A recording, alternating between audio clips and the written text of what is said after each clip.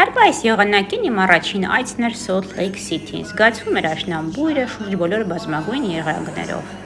Salt Lake City-ն գտնվում է Յուտա նահանգում, որը հայտնի է իր յուրօրինակ լանդշաֆտներով եւ բնությամբ։ Յուտայում են գտնվում ԱՄՆ-ի 4 ազգային պարկեր, շատ այլ մոլորակային ֆիլմեր նկարահանվել են հենց Յուտայում։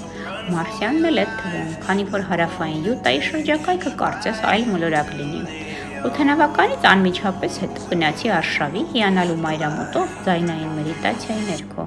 տեսարանները հիասքանչ էին։ Հաջորդ օրը առավոտյան որոշեցի անցկացնել Park City-ում, քաղաք, որը հայտնի է իր լեռնադահուկային հանգստավայրերով, նեղլիկ փողոցներով եւ իհարկե Sundance կինոփառատանով։ Շրջեցի քաղաքում, այցելեցի փոքրիկ պատկերասրահներ եւ վաճառասրահներ։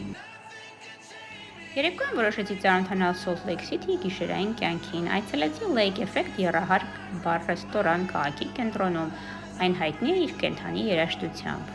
Հաջորդ օրը մասնակցեցի AI Native Banking and Fintech համաժողովին, որը շատ տեղեկատվական էր։ Հետաքրքիր էր տեսնել, թե ինչպես է նորարարությունը ձևավորում ոչ միայն բանկային եւ տեխնոլոգիական ոլորտներ, այլ նաեւ անշարժ գույքի շուկան։ Իհարկե ոչ մի ճանապարհորդություն ամբողջական չէ առանց զվարճանքի, գնացի գոլֆ խաղալու եւ պետք է խոստովանեմ, որ իմ հարվածներն այնքան էլ հաջող չէին, գոլֆի գնդակները ավելաբար ավելի ապահով էին, երբ ես վրիպում էի։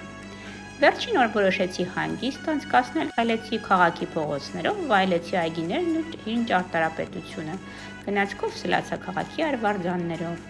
Salt Lake City-ն արագ զարգացող քաղաք է ներդրումներով եւ անշարժ գույքի զարգացող շուկայով։ Անհամբեր կսպասեմ իմ հաջորդ այցին, որը կլինի ձմռանը դահուկային հանգստավայրերում։ Իսկ ձեզ Յուտային ծանոթացրեցնելին, ով ինչպես արդեն հավանաբար գիտեք, զբաղվում է անշարժ գույքի առք եւ վաճառքով Կալիֆոռնիայում։ Զանգահարեք ինձ, եթե ծրագրում եք տուն գնել կամ վաճառել։